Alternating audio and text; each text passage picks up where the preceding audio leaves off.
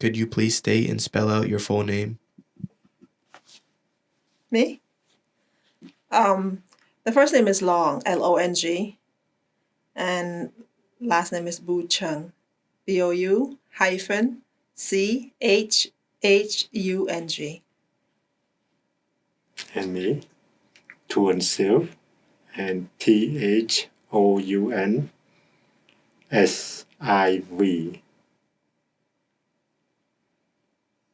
What year were you born? The year I was born, 1967. You want a date of birth too? November 1st.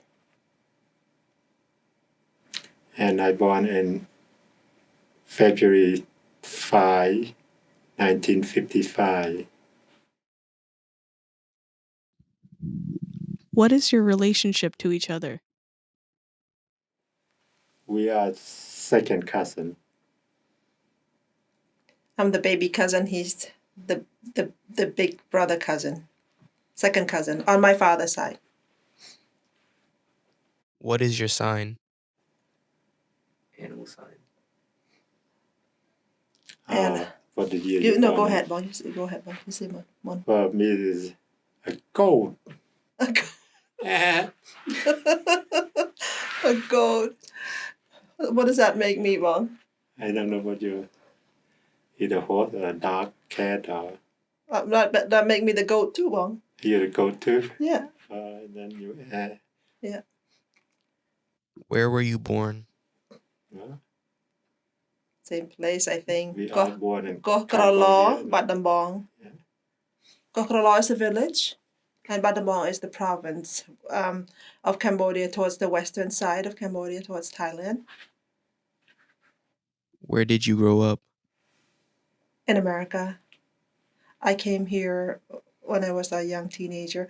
I lived in Cambodia for a little bit, left Cambodia in 1979, lived in Thailand for a few years, and then left Thailand, I think, October 1981 to live in the Philippines, and left the Philippines in April, arriving in America April 22nd, 1982. Well, I will grow up in Cambodia. Half a quarter, one, maybe 1/3 of my life there. But I grow more than here now. Yeah. How long have you been in the United States? Well, I've been here since 1985. So 30 plus years, I'm not exactly what. So basically, yeah. I just wanted to add on to a little bit where did I grow up. I actually grew up here in Amherst, right next to UMass, right next to the fraternity, UMass fraternity.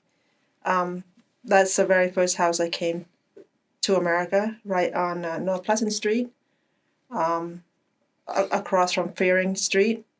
And that house belongs to a church, United Methodist Church. And next to that house, there used to be a whole slew of fraternity homes that are no longer there. And how long have you been in the United States? Since 1982, does that make 42 years? When did you arrive in the U.S.? April 22nd, 1982. It was cold. I felt cold. It was not supposed to be cold, but to me it was cold because I had on a little thin Asian skirt and a little t-shirt, and after a wicked long ride, so it was like cold.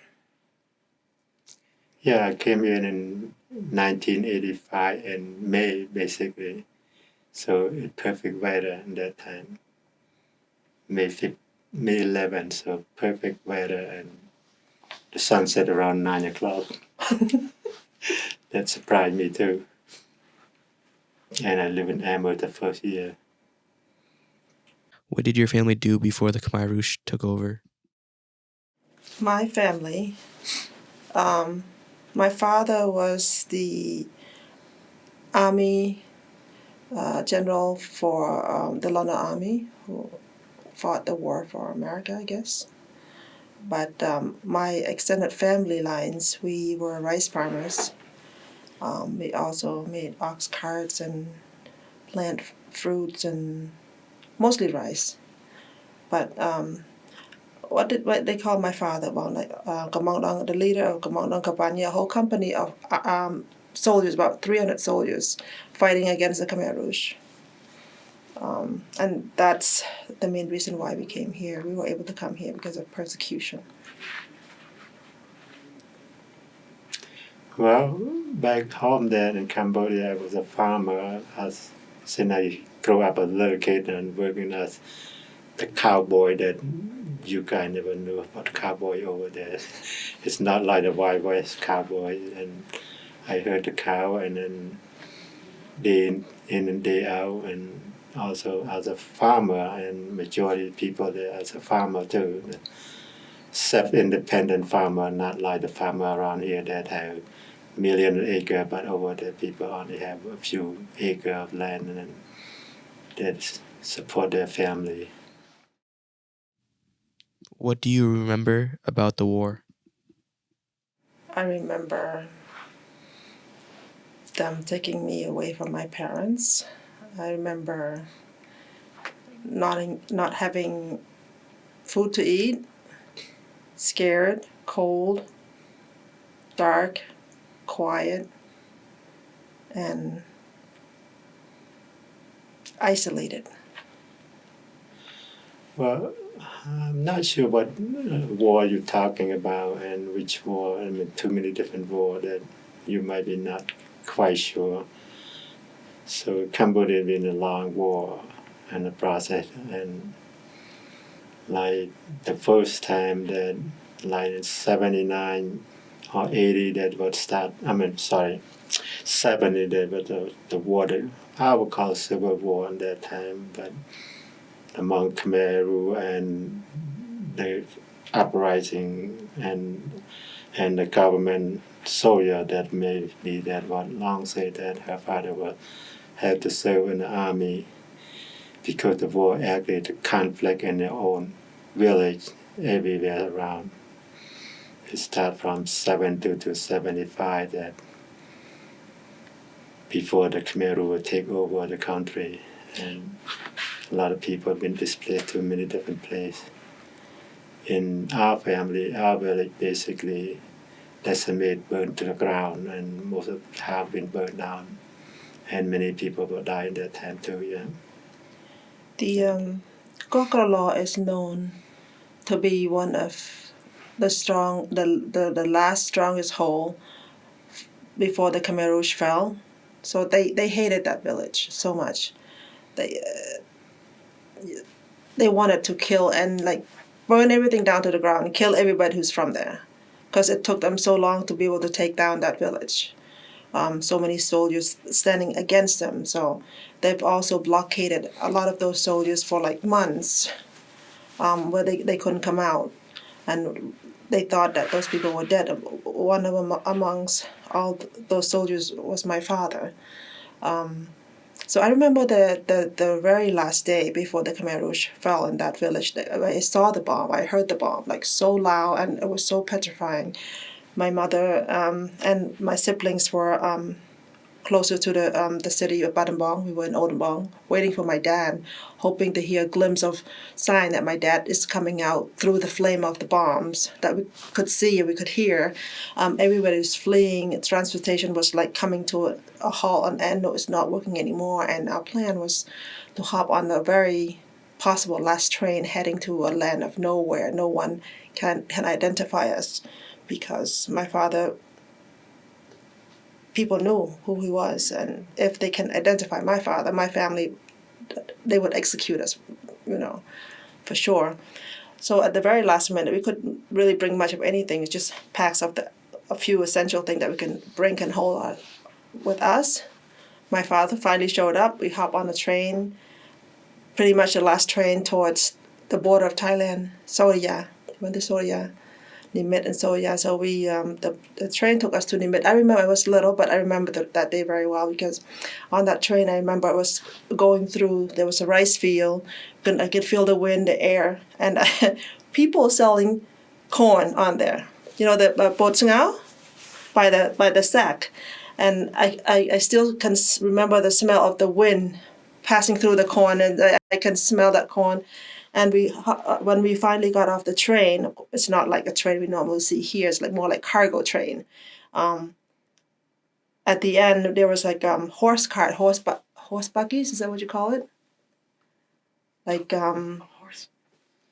like a carriage. yeah, yes, almost like horse carriage, where but it's got wheels, so we were able to get a ride on there, and they took us to the village where, you know, there was no car, no train that could go through. So finally settled down to like some unknown.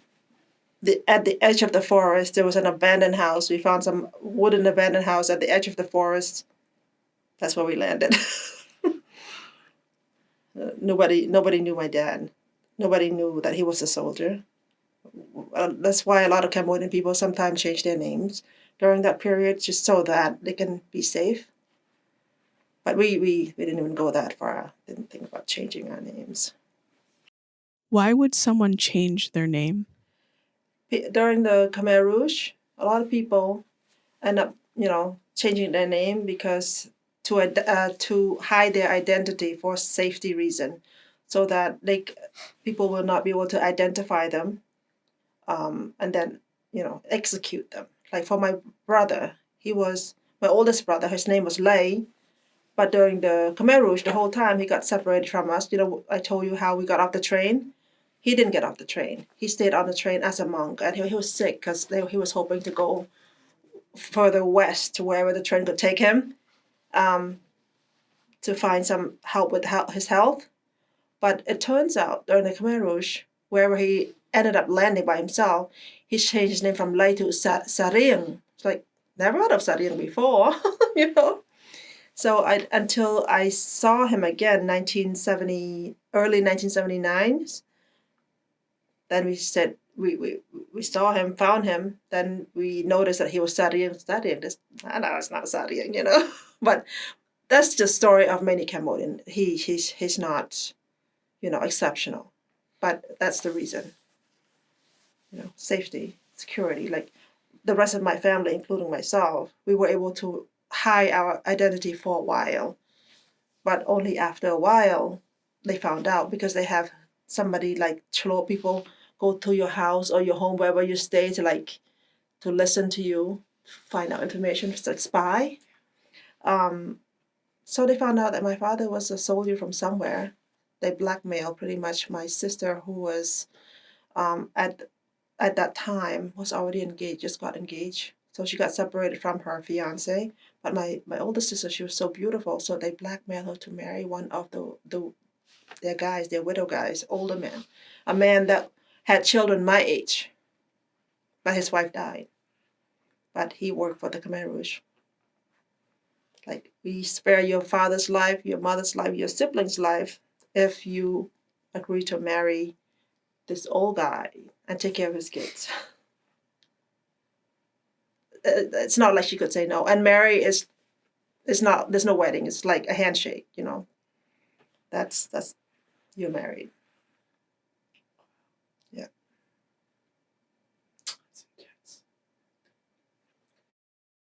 What are some positive memories you have about life in Cambodia? Life in Cambodia, a positive memory. I remember as little as I was before my village got burned down. My village, the same as Bong's village, Gokrolo. As a little person, I remember I grew up in two different villages. My mother's village, Odambong, which is closer to the city of Battambong, but Gokrolo is a little further out in the farming land.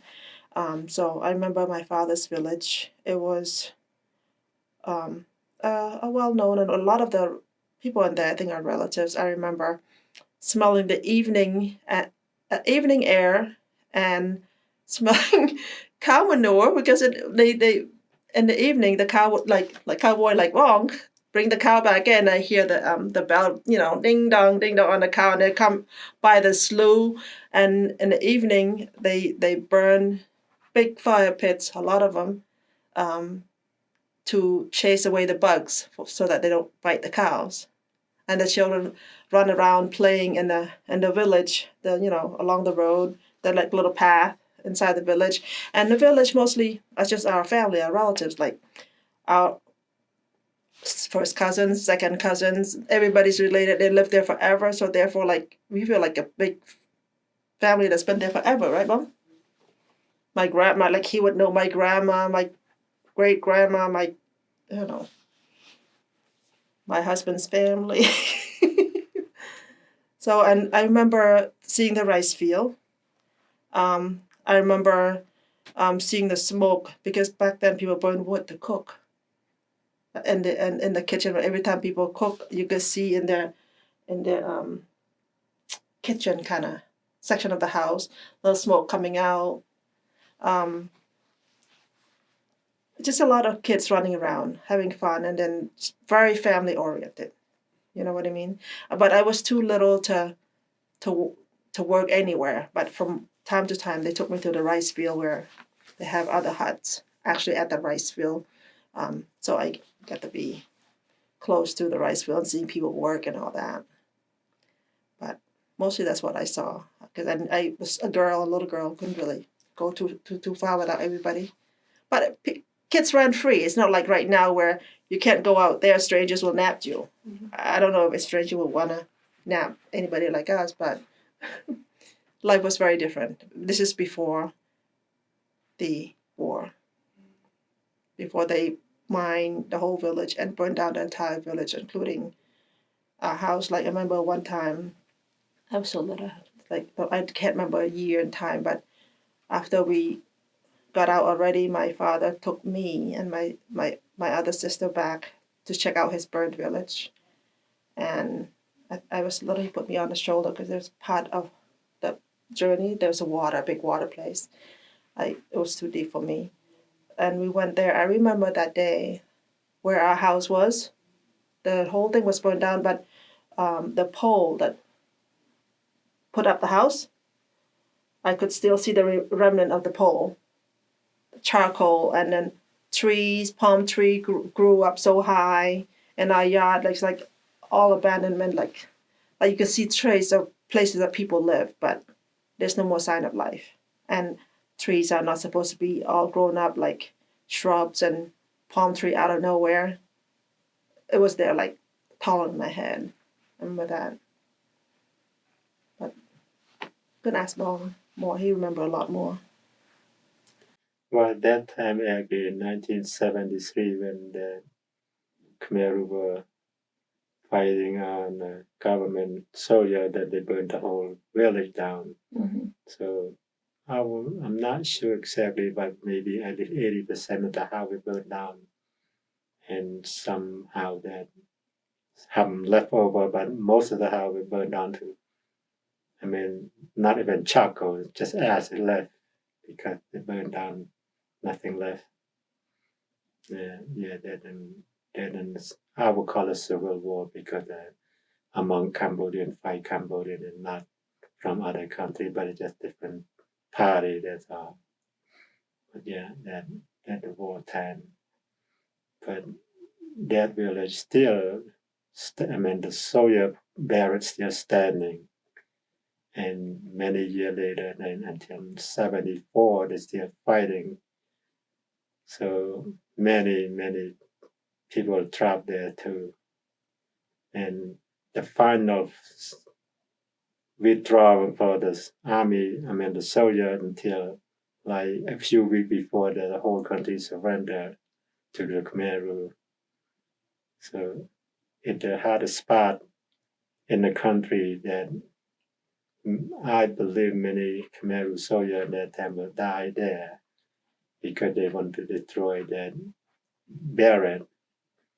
So that's why, like Long said earlier, any people from that village, go anywhere, those Khmer will looking for to kill them when they win the war.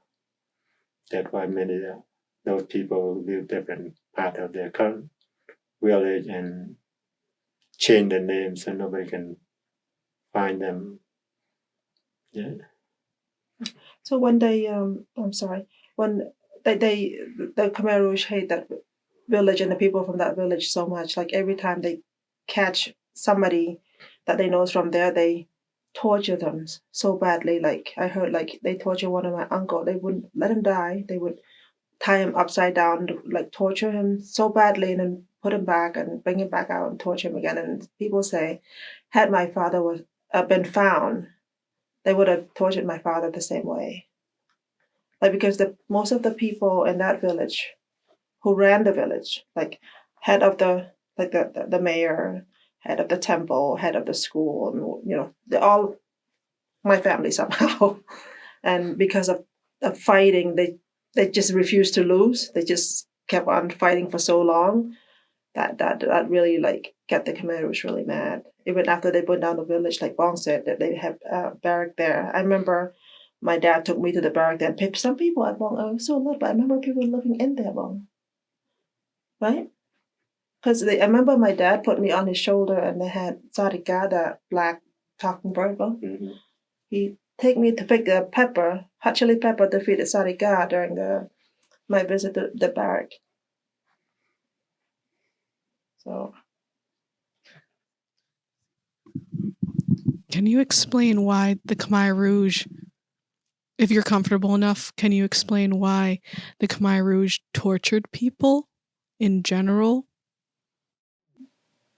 No, we don't know, but basically that in that village, because Khmer Rouge would try to force the soldier in that village to surrender, but they couldn't because the barrier is so strong they cannot move. So when they win the war, because they lost their army, how many troops they lost there, nobody knows.